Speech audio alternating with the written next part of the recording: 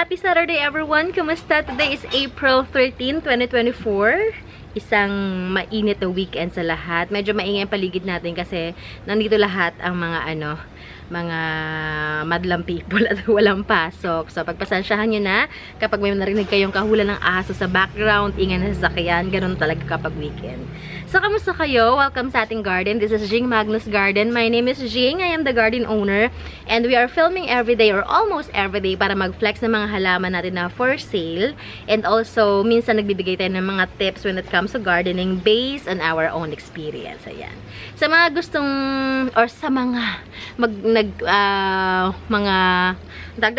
if ever meron magkagusto sa mga halaman na i-flex natin today or sa mga previous vlogs natin, previous videos natin, i-message nyo ako for you to be able to reserve or to para bumili. Yan. Reservation or sa pag-inquire about sa halaman na gusto niyo. Kung ano yung finlex ko na halaman at kung ano yung mamay ninyo during our videos, yun din yung halaman na matatanggap niyo kapag na-deliver na. Unless may nangyaring aksidente, sasabihin ko naman sa inyo kung kailangan nating palitan o kailangan nating i-refund. Yan. Ganun ang ating sistema dito sa ating garden. Also, ang ating deliveries by Lalamupin Toktok, nakakapag-deliver tayo sa mga malalapit na mga bayan or mga province like in Batangas, we are located sa San Francisco, Binyan, Laguna. So, makakapag-deliver tayo sa mga malalapit natin na mga provinces or mga areas. Yun, tricycle. Like, makakapag-deliver tayo sa Rizal, sa Batangas, Cavite, Metro Manila, and in Bulacan. Yan. Nakakarating na tayo ng Bulacan. So, like, speaking of deliveries, na ang ating delivery kanina ay bound to Santa Mesa, Manila, kay Sir William. Hello, Sir William. Shout out sa'yo. Everyday natin na si Sir William na viewer. Suki na natin yan since ano pa. Hindi ko alam, last year ka lang ba, sir? Or 2 years ago ka pang viewer natin. Yan.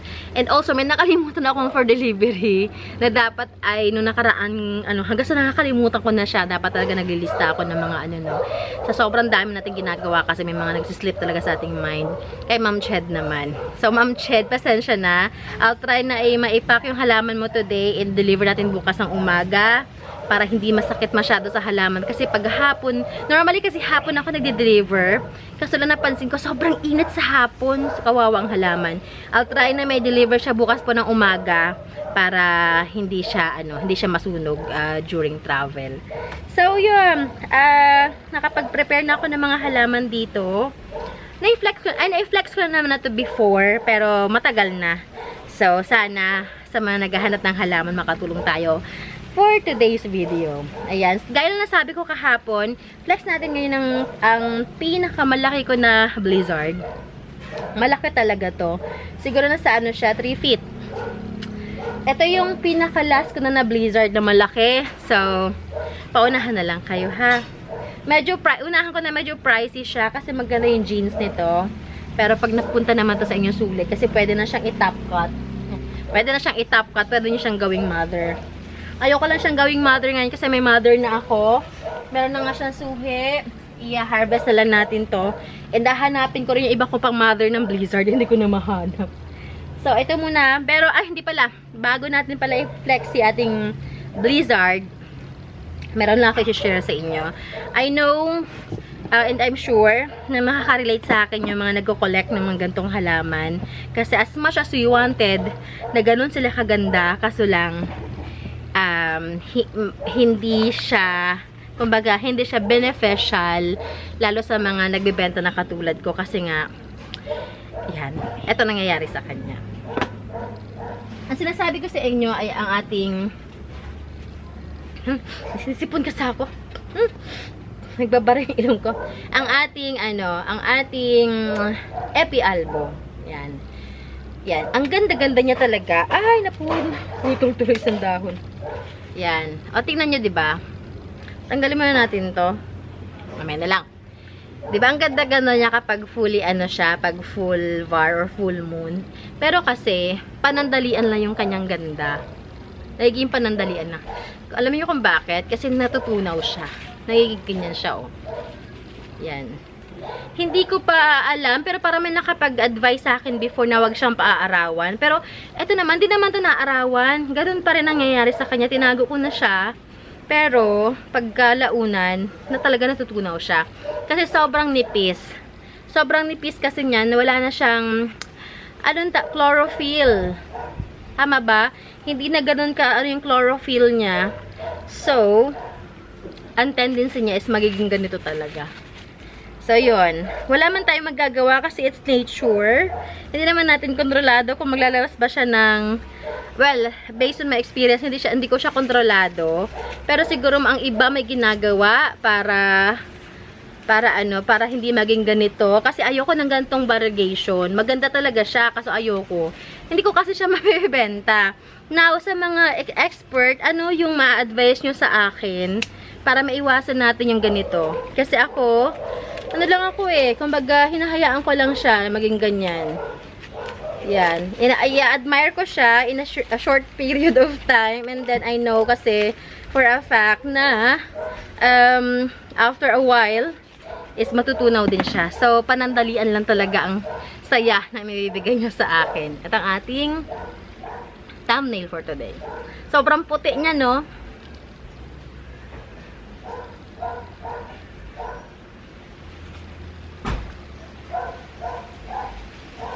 Ganda, no? Ganda sana niya, no?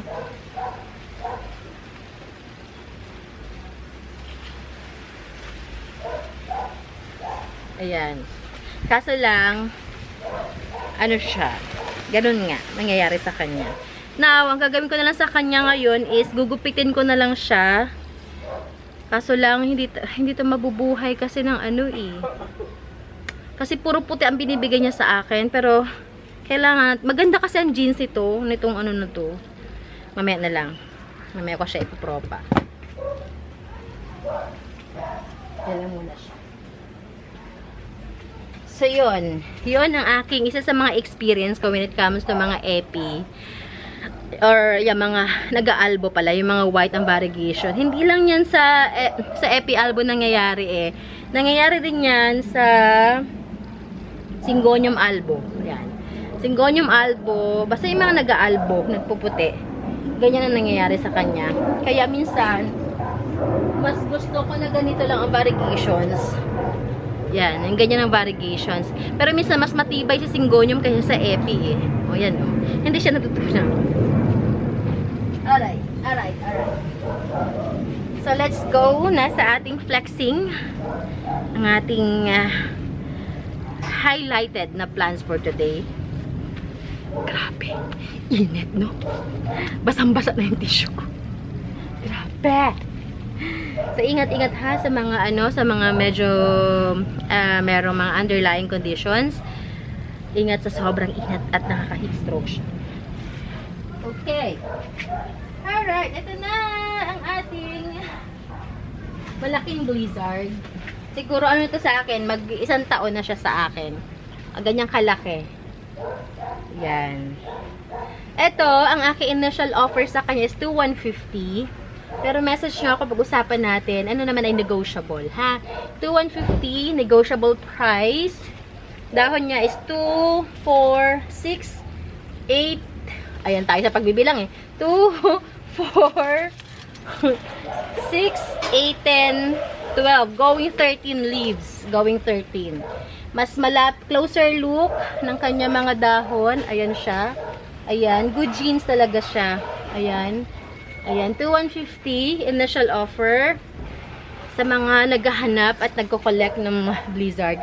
Wala na, hindi ako sure, pero habang naghahanap din kasi ako sa marketplace, pero wala masyado makitang blizzard na ngayon. Naubos na siguro. Ayan o. Yan.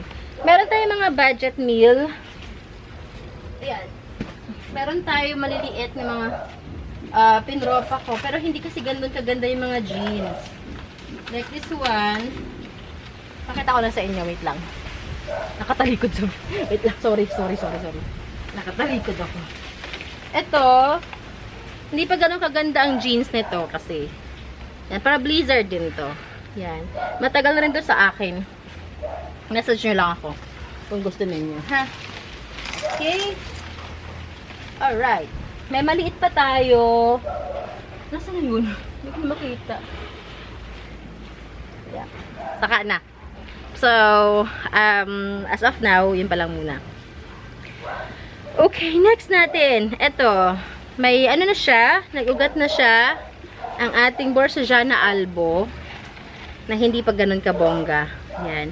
Pero yung suhi nito, nakita ko na may nilalabas na bagong suhi.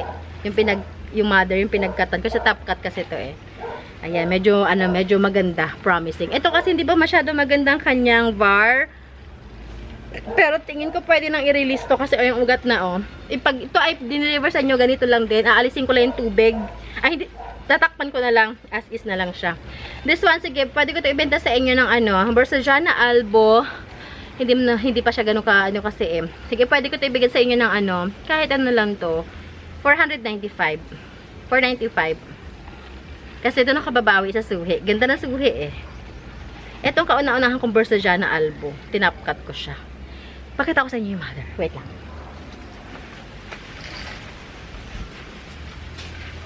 Yeah. Ito yung mother niya. Ayan. Ito yung suhi na sinasabi ko sa inyo. Yan. Excited na ako. Sana maganda ang kanyang kalabasan. Kasi, tingnan nyo, white talaga yung stock niya. Yan. Let's hope for the best. Ariko. Next natin ay itong ating Golden Melaloni. Yan. Big size Golden Melaloni. Yan ang details ng dahon niya. This is 585 naman. Big size. We have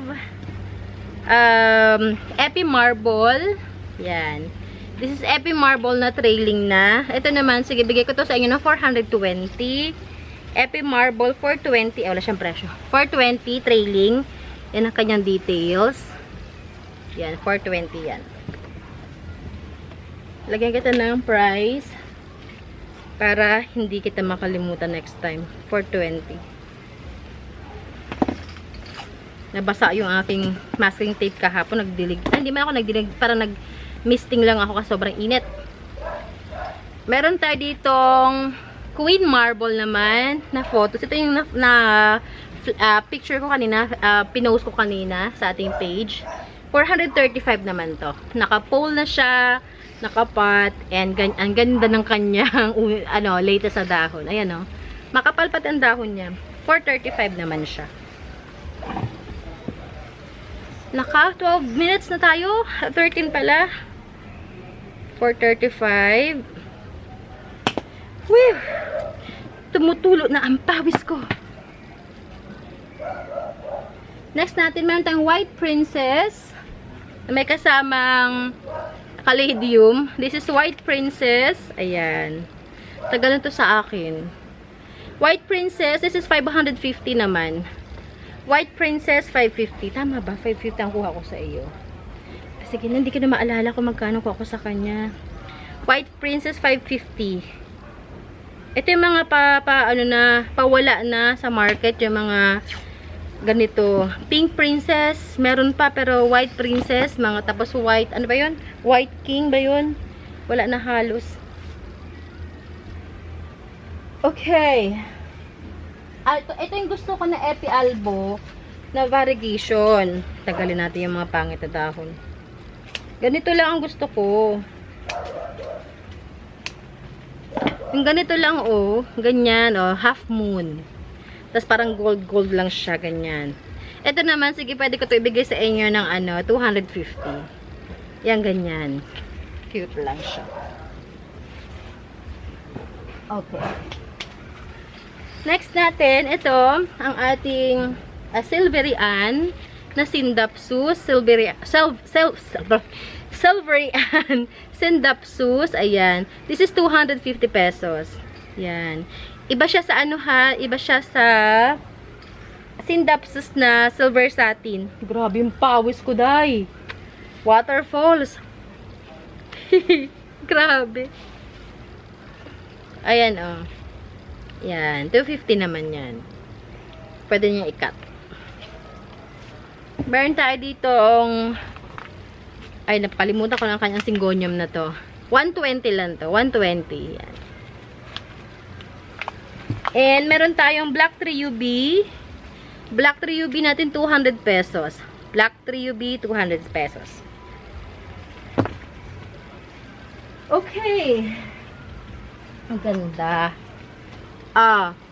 Painted lady. Sa mga naghahanap ng painted lady na bongga. Ito. Painted lady natin. This one, I'm selling it for only 385 pesos. Yan. 385 yan. Ganyan kabongga ang kanyang bar. Ang kanyang color. And ano pa? Ay, baka mahulog ka. Wait lang ha. Isin natin ang mga halaman natin para bawal hulog. Sabi ko na nakaraan, isa lang yung ano ko. May nakalimutan ko. Meron pala akong pinropagate na nakaraan na tricolor. Epi tricolor. Yan. Ito naman, 375 yan. 375. Tricolor Epi, 375. Yan. Now, excited ako kung magmamature siya, yung fenestration niya, kasi sabi sa akin, may white daw ito eh. Nagwo-white ang kanyang variegation. Para siyang ano lang. Malaman natin. Malaman natin sa mga susunod na kabanata. Okay. Mexicanum. This is 250. Mexicanum, 250. And, balik na nga kita dito. Wala tayong space eh. Wala. Pero hulog. Yan. And, last pot natin ating Joppy Eye. Ito sa Joppy Eye, pag hindi ito nabili ngayon, itatop cut ko na siya. Isang pot lang to. Naging isang Joppy Eye ko. Yan. Sobrang ano niya na haba. Yan. Yan. Joppy Eye. Ganyang kalago. Yan. Joppy Eye natin, this is for only 1,550. Joppy Eye, 1,550. Pag hindi ito nabili ngayon, bukas, or susunod na araw, tatop cut ko na siya. Okay, okay, okay. Okay, so yun lang. Nag-last spot na tayo. I hope meron kayo nagustuhan doon sa mga finlex natin today. Yan, if meron, message nyo ako. Merong ano, may pumunta sa mata ko na ano nang gagamba. Yung silk, yun. Yan. Kaya ang ating garden talaga is ano talaga to. Nagiging habitat na siya ng mga kung ano-ano. May gagamba, may tipaklong, may snail. Ano pa ba yung nakanta dito? Huwag lang ahas talaga.